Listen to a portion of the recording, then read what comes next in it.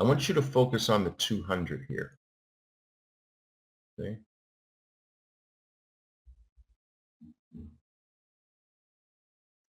Now, I want you to notice how this rams up into the 200 and the 200 halts it. But you see how it just drifts near it and then boom, gets through it. This contact weakens the 200. So the first slam into your 200, let's do it like this. It's like a wrecking ball. So you get this wrecking ball, right? Boom! Slams into the 200, comes back a little bit. Now the next one has better odds of getting through because this one slammed into the 200, weakening it at its foundation. All right. Now, if it falls too far back, then the 200 has a chance to re-strengthen itself. All right. So that's still not likely to go through.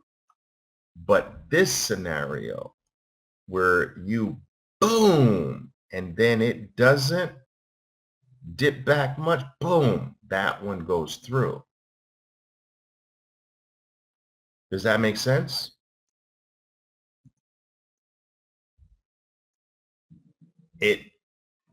That first slamming into the 200 weakens it.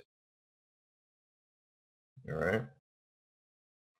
And that's what you have here. Boom. Now it can go through.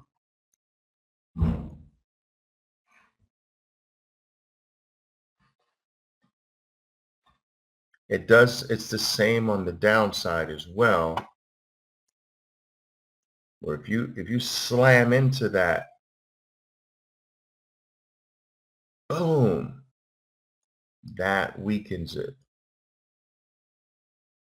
Remember that wrecking ball concept. The first contact does weaken something, weaken the item.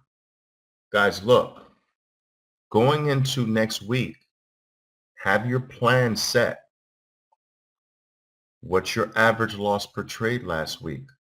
Is there room to make that smaller? So this will set up what your maximum loss per trade should be going into next week. All right. Was there a day last week that got out of control?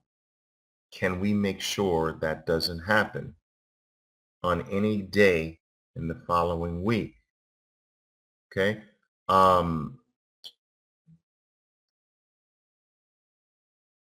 The first phase of your work has to be on the loss side. You've got to get the losses under control. Once you have done that, you then must switch to the profit side of the equation. You can't make the loss side too small.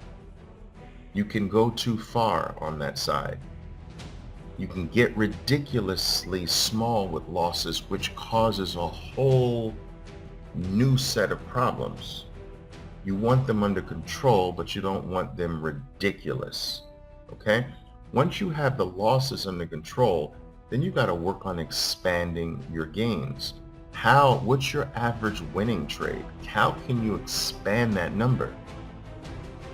Does that mean playing with more size? Does that mean learning to hold on to your wins longer? But first, you've got to get the losses under control. Then you go to the winning side. Getting your losses under control is easier. That's the easy part.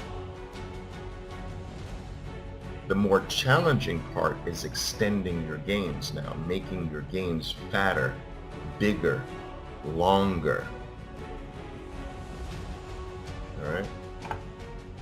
All right, guys, enjoy the rest of your weekend. relax. We'll be at this game again to Monday.